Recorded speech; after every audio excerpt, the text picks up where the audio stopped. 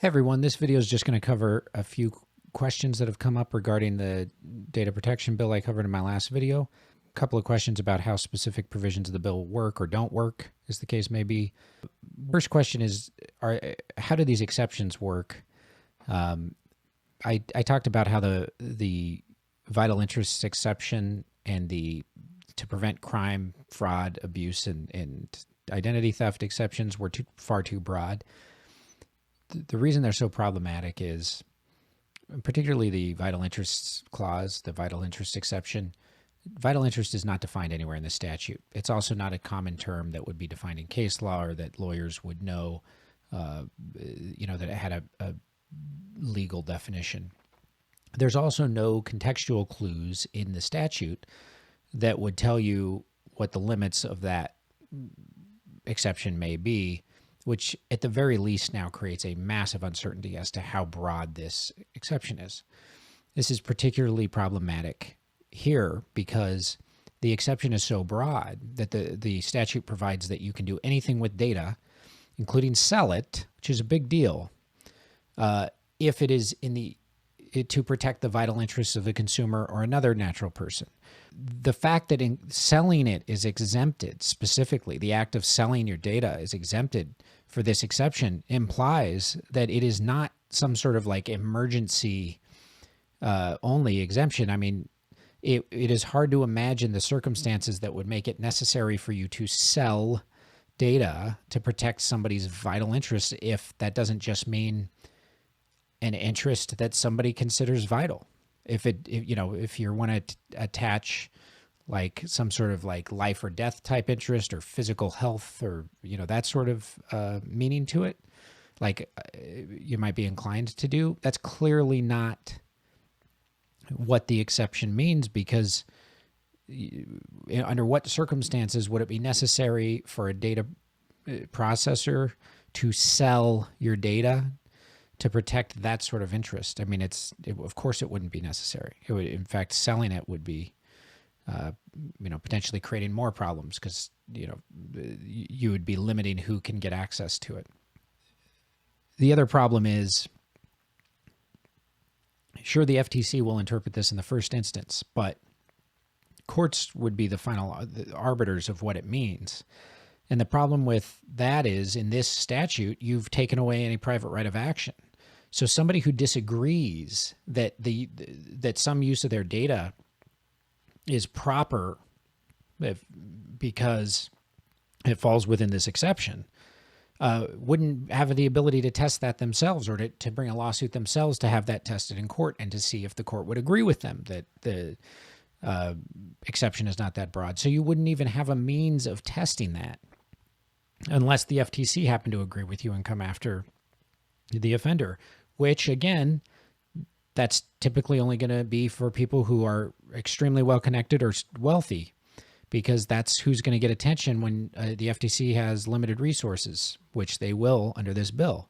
So all of the issues with the bill compound and it becomes more and more problematic.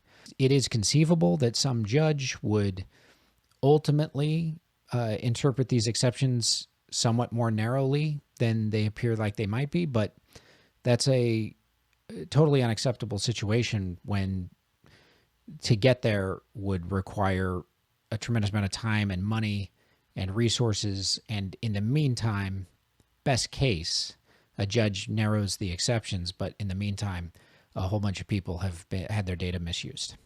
Another question was, will this really invalidate revenge porn laws?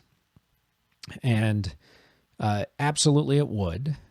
I think this question's only come up because there are people who happen to like the sponsor of the bill just assume that she wouldn't be sponsoring something that would do that. And I think I should point out that I don't think she intended to do that. I think this was just a poorly drafted bill that happens to do that. And here's how it works from a statutory construction standpoint. I'll read you the actual text of the preemption provision. No state or political subdivision of a state may adopt, maintain, enforce, or continue in effect any law, regulation, rule, requirement, or standard related to the data privacy or associated activity of covered entities. Now, this is problematic because it does not allow for data privacy laws related to data privacy to continue. Now, you might say, oh, but it says of covered entities there. Maybe that's a limiting term that would save it. It doesn't for two reasons. One, covered entities is not defined in this statute. It should be. Covered entities is a common term that is used in statutes, but it is ordinarily defined in the statute so that it just makes it clear the entities to which this statute applies are covered entities, and then that's the term that gets used. They've done that here, but they never defined covered entities. So the first problem is it's not clear what that means, but the only reasonable explanation in the context of the statute is that it means data collectors, data processors, and third parties who have data, have personal data. In other words, the three types of entities covered by the statute. And if that's the case, then this absolutely would preempt revenge porn laws because it would prevent a state from continuing in effect or adopting any laws or standards related to the data privacy or associated activities of covered entities. And in a situation where there's a revenge porn issue, undoubtedly that data, that those pictures that are being uploaded are personal data.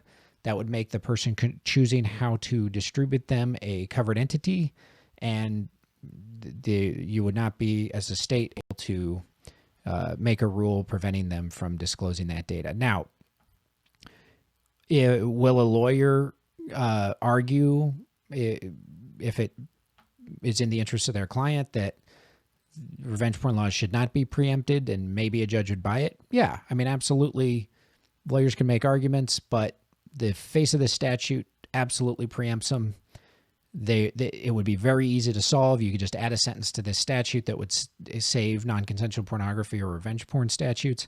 They did not do that because I think it was just an oversight. It can be easily fixed, but right now, that's what the statute says. You cannot argue that, I mean, not plausibly, that a revenge porn statute doesn't have to do with data privacy. In fact, it's one of the elements of most of them, that the material is material that the person who did not consent to having it posted had a reasonable expectation of privacy with respect to that data. Another thing about the bill that I didn't get into too much, but is extremely concerning, is the bill essentially does not acknowledge on any level that citizens should have a right to privacy with respect to the government. And in fact, the only way in which it gets into that is that it actually sets out nothing in this act may be construed to preclude the acquisition by the federal government of your data. And it's specifically saving out FISA, the Foreign Intelligence Surveillance Act laws, and other laws that allow the government to collect your data to some extent. This is a huge problem. I'm not suggesting that the law should completely prevent the government from getting anybody's data, but it absolutely, any statute that is going to protect our privacy needs to be carefully crafted, and they need to have thought through, okay, in what ways should a person be entitled to protect their data from the government? This is a huge issue. And this brings me into the question of what would a effective bill look like? Well, an effective bill would be carefully drafted with a lot of attention to detail. Something this difficult and this nuanced and this important just can't be left to just hastily drawn up language. And that's what so much of this bill seems to be. Like the way they didn't define covered entities. That's just absurd. I mean, we can guess what it means, and we're probably right, but it should have been defined. It needs to provide for effective enforcement for violations. And in this case, there's inadequate federal resources to enforce it, and they've also completely barred or completely failed to provide any private right of action. And then they've also stopped states from being able to make laws that would provide a private right of action. So the law does not provide citizens with any way to recover if their data is misused and they suffer from it. Any effective law would have a enforcement scheme that is actually capable of working. This one's totally defective. There's insufficient resources for the federal government to do anything about, in most cases. Of course, they would do some. There's no provision for individuals to do something when they're wronged. And then there are huge exceptions for private entities to do things with your data that you may object to, but there's no way for you to even get adjudication of whether it was appropriate under the statute. And then they've also not done anything to protect you from the government getting your data, which is maybe even a bigger concern than private entities getting your data. I'm not saying that there necessarily has to be a completely unfettered private right of action. That's not desirable because it can lead to frivolous lawsuits that can also be unfair. But to completely not have a private right of action is sort of going too far the other way, throwing the baby out with the bathwater, because now even an individual whose life is completely turned upside down, who's seriously harmed by the misuse of their data, can do nothing. They have no recourse. And even if they're lucky enough that an AG or the FTC goes after the entity that misused their data, there's a very strong likelihood that they individually will still recover nothing, because those kinds of suits tend to result in some sort of settlement where money may be paid by the offender, but it is just given to, goes towards some sort of public good. It generally doesn't go directly to the individuals who are harmed, and even if it does, it ends up being a fraction of what the actual damages they sustained. So it's just a poorly conceived statute. I very much would be happy to talk to any of the senators or representatives who are involved with any of this. I have talked to Del Bean's office. This is not about attacking any particular representative or senator. It is about making noise about what we as people, as individuals, as citizens should be demanding in a privacy and data protection statute. Another thing that is monumental, that is completely not addressed in any of the statutes that are currently in Congress, is what is commonly referred to as de-identified data.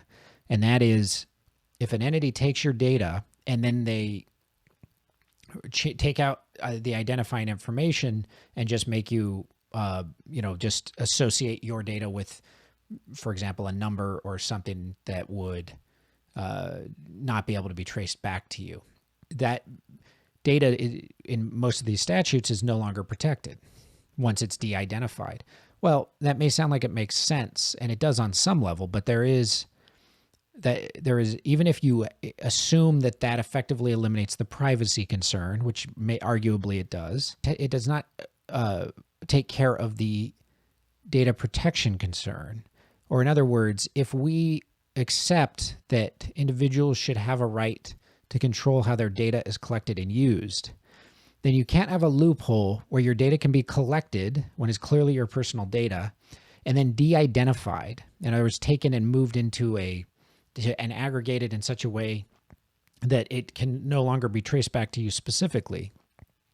All that might be doing, let's just say that takes care of the privacy concern, but it still would not protect you from that data then being used against you. In other words, if an entity takes all of our data, de-identifies it, and then feeds that into an algorithm, which it then uses to take advantage of us, to get us to pay more, to get us to spend more time and attention on their apps than we want, get us checking in on their apps more often to create addiction-like behavior with software and our phones. That's all working against our interests. That's still your data being taken and used against you. And it's becoming a very clear problem over the last few years. And a data protection bill needs to provide that even de-identified data cannot be used in a manner that is not consented to by the people whose data it was. In other words, you still have to, if you want to take a data, de-identify it, and then use it for some purpose in its de-identified aggregated form, we still want to demand that purpose, whatever purpose they're going to put that de-identified data to, is disclosed beforehand, before you consent to let them use it for that, and that you expressly and affirmatively agree that they can use it for that purpose. Otherwise, some of the most egregious uses of your data can still be accomplished simply by de-identifying it. Because for a lot of these purposes, they don't need to know it was you, John Smith, whose data it was. They just need a picture of the attributes associated with this individual, which they can easily de-identify and still have. The Cambridge Analytica scandal was all about data being used to target voters. Well, all of the things they were doing there didn't require specific knowledge of individuals. They could draw a picture just by looking at attributes, so they don't need to know your name. They could have I don't know that most of that data was de-identified. I don't think that was the issue, but they could have easily accomplished the same things they were doing with that data with the data de-identified. So the idea that de-identifying data is enough to protect us, it's just not. We already know it's not. So any effective bill is going to address this. In summary, I think an effective bill, be more carefully drafted, would provide, at least for some limited private right of action, would address de-identified data, protection for data that was de-identified, and it would also address our right to protect our data from the government, at least to some extent. It would also have a more effective and more careful preemption clause that did not preempt laws that, of course, we don't want to preempt. Finally, people have asked, what can we do about this? It can be frustrating to read or hear about legislation that is, problematic and not know what you can do about it. This is a huge issue. Specifically about this bill, you're already doing the most important thing, which is educating yourself about it. The other most important thing we can do right now, or I guess that would be the second most important thing, is talk to people about it. This is such an important issue, and nobody is talking about it. So talk to your friends, family, coworkers, clients. Everyone should be involved in this conversation. And there'll come a time when it'll be important to, write letters and call your Congress people and your senators. I don't think that's time is here yet. It may be shortly upon us, but right now, let's get the word out. Let's just talk to everyone everyone who will listen. This is an important issue. We need to share it with everyone we can. But there's a bigger question here, and that is, how do you stay engaged and informed and not get discouraged and frustrated and angry and fearful and depressed? And that is a really important question today. And it's, I think, a question that we should be asking and should be talking about, because it's one thing to want to do your civic duty and to be involved, but it's another to be willing to completely have your life, have your mood and your feelings, your sense of well-being significantly degraded by all of the horrible headlines and catastrophizing that we see.